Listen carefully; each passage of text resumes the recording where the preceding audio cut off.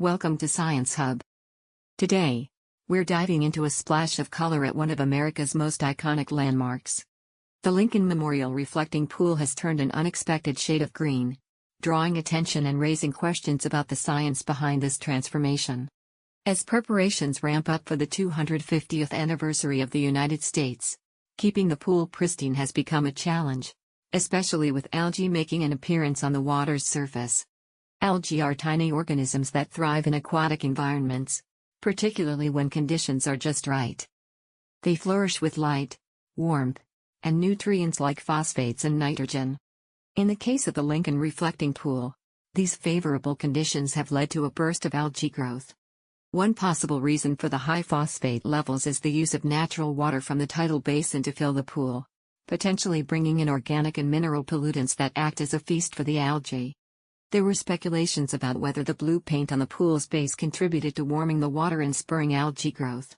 However, studies suggest that Washington, D.C.'s natural heat is sufficient for algae to thrive, regardless of the paint.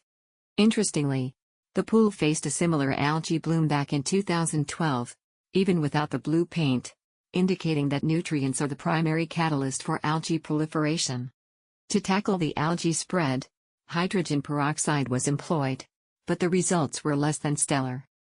The uneven application of this treatment might be to blame, as it failed to cover the entire pool. While hydrogen peroxide can effectively kill algae, it also breaks down their cells, releasing phosphates back into the water and potentially reigniting the growth cycle. Combining peroxide with other methods, such as mineral treatments to remove phosphates, is recommended for better control.